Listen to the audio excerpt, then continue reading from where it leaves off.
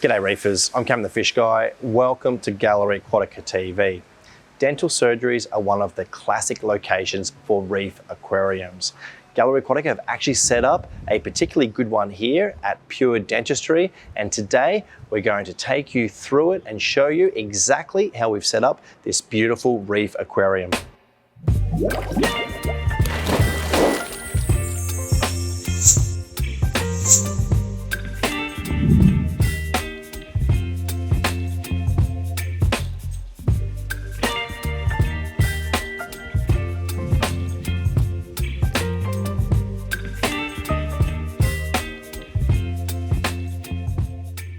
So we're standing in the tea room of this dental surgery, and the reef aquarium is actually a divider between the tea room and the waiting room. So people in the waiting room are able to see the tank, come up and have a closer look. And being in a dental surgery, it's a really nice, relaxing thing for the patients to see. Now, this tank is quite interesting in its dimensions. It's a very tall tank. It's about 1.16 meters long. It's 90 centimeters high and it's 56 centimeters wide.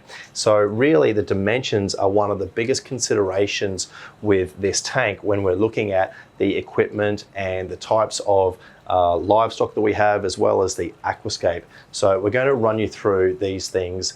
First of all, we'll talk about the fish and corals that we have in this tank.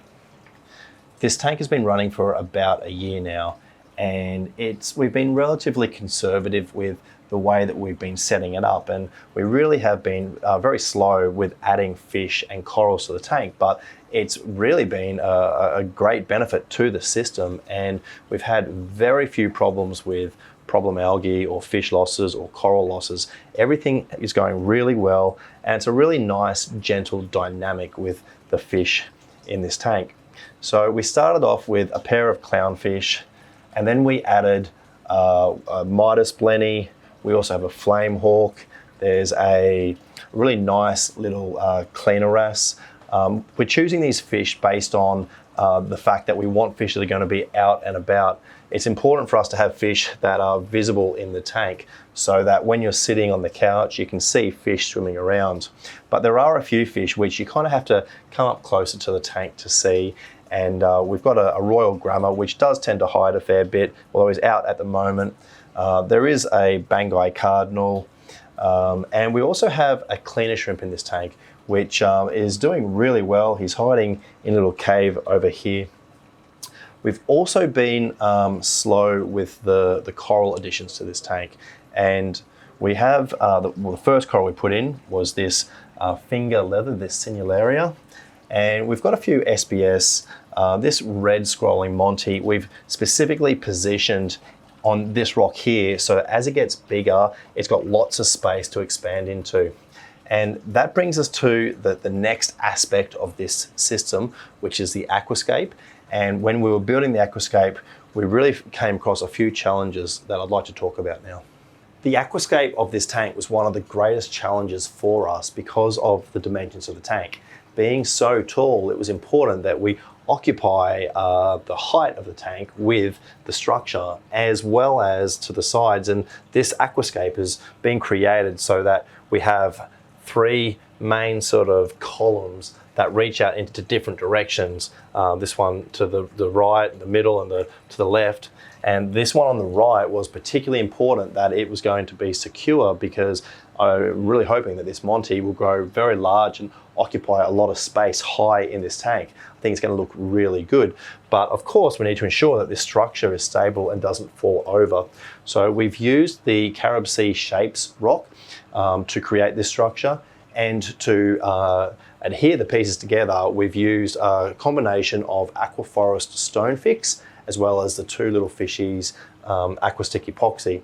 And we've used a heap of both of these products so that we can ensure that each of these three sections are very secure, and we can push a lot of water around them and glue corals that are going to get quite large, so that we can ensure that this structure is secure for years to come. Let's talk about the equipment on this tank. We've really gone for some top-end gear, and let's start with the lights.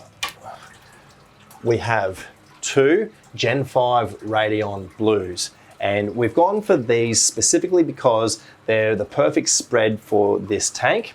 And given the height of it, at some point we'll have to come back with a par meter and we'll have a look at exactly what the par is. But I can tell you by the way the corals have been growing that these lights are certainly doing the job beautifully. And of course, having the Mobius app does make it very easy to control them. Let's have a look at the filtration system. We'll start with the overflow. Of course, the water flows down through this weir into the sump. And one of the things that we did consider doing was to cover this overflow with a black vinyl. But given that we're in the tea room and it's really only the staff that see this side of the tank, we chose to leave it open so that if we ever have a fish jump in there, it'll be easier to catch them out.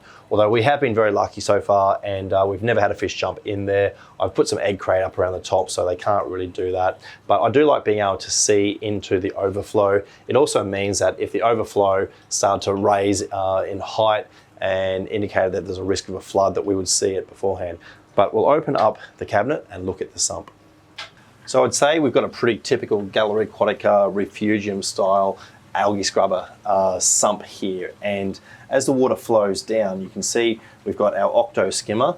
The water flows through the octo. It's collecting a beautiful amount of skim, but then through the chetomorpha, the algae, the macroalgae that we've got in this system. Now, it's being powered by a prime, I think it's a prime fuge, might just be a prime HD, 16 HD, but regardless, the macroalgae is growing absolutely beautifully.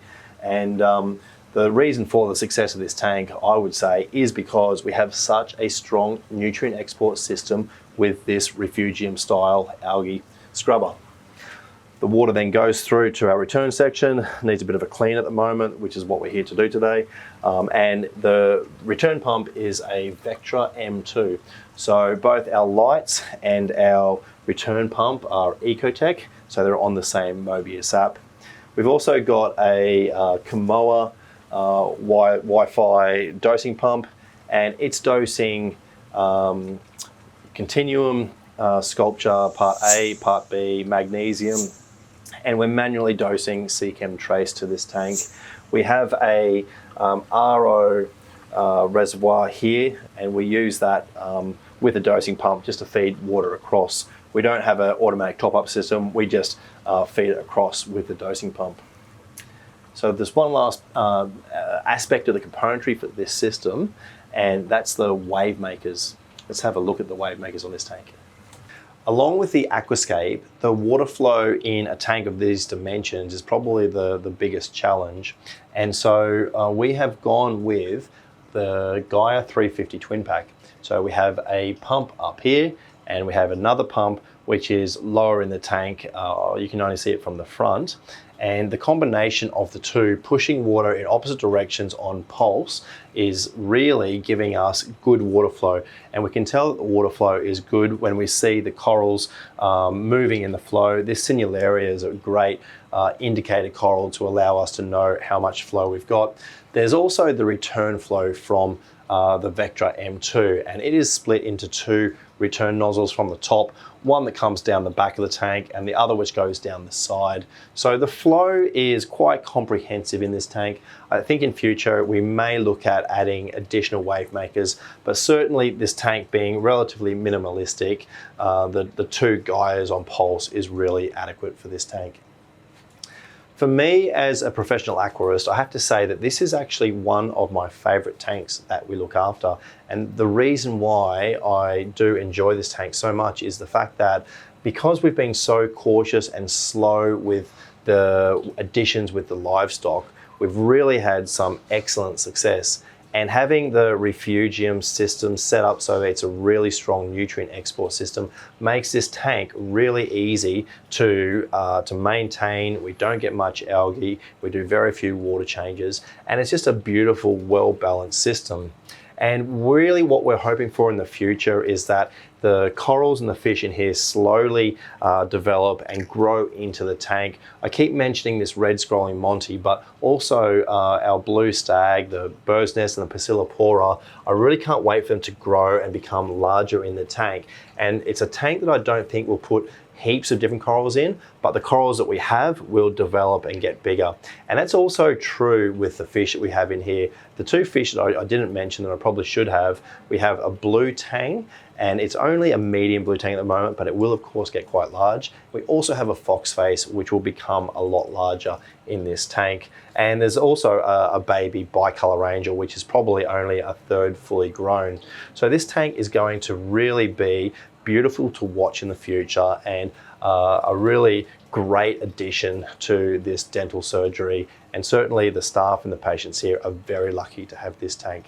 So that's our video on this beautiful reef tank here at Pure Dentistry. We'll bring you back in future episodes of Gallery Aquatica TV to show you exactly how this tank develops. Thank you so much for watching. I'm Cameron the Fish Guy. Happy reefing. That's it for this week's episode of Gallery Aquatica TV. Don't forget to like and comment on all our videos and subscribe to our channel. Stay tuned to Gallery Aquatica TV for more exciting episodes to come. I'm Cameron the Fish Guy. Happy reefing!